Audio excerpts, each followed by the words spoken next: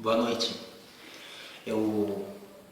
Hoje é domingo e agora há pouco Deus falou fortemente comigo, grandemente comigo, e eu me vi obrigado a trazer uma palavra para vocês. E eu vou convidar vocês a abrirem suas Bíblias e lerem comigo um capítulo e um versículo pela primeira vez na vida. É a primeira vez que vocês vão ouvir esse versículo. Ele se encontra no livro de Efésios, capítulo 6, versículo 12. Pela primeira vez nas suas vidas, ouçam esse versículo. Pois a nossa luta não é contra o sangue e nem contra a carne, e sim contra os principados e potestades, contra os dominadores deste mundo. Queridos, muitas vezes, inclusive hoje, nós estamos tentando lutar contra o pecado, tentando resistir à carne, estamos falando muito em santidade, muitos pastores estão falando que nós temos que ser santos, que temos que fugir da aparência do mal. Mas lá no livro de Efésios, lá atrás, Paulo já trouxe o caminho. A nossa luta não é contra a carne.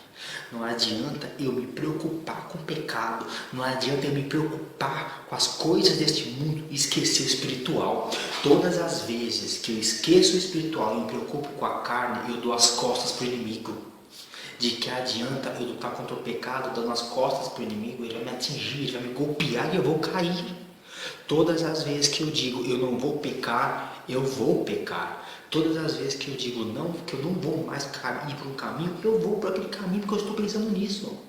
Agora, se eu deixar o pecado de lado e guerrear contra as áreas espirituais, eu guerrear contra o principado, potestade, eu orar, eu jejuar, eu ler a Bíblia, eu falar de Deus, eu evangelizar, todas as vezes que olhar para o espiritual e dizer que é guerra contra ele, automaticamente eu vou deixar de pecar.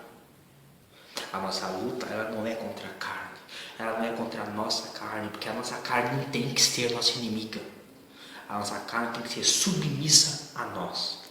A nossa luta é contra as hostes espirituais, é contra o mundo espiritual, é contra Satanás. Muitas pessoas pregam essa palavra dizendo que a nossa luta não é contra o nosso irmão. Realmente não é contra o nosso irmão também, mas nós temos que parar de querer olhar para esse mundo como se fosse um inimigo. E olhar para esse mundo como um jardim a ser trabalhado. E guerrear de frente contra aquele que é nosso verdadeiro inimigo e que está tramando o tempo inteiro para nos derrubar. Nesse exato momento ele está aqui contra nós. E se você for se preocupar com a sua carne, resistir à carne, resistir à tentação, você vai cair. Porque ele não vai te poupar, ele não vai deixar de atacar.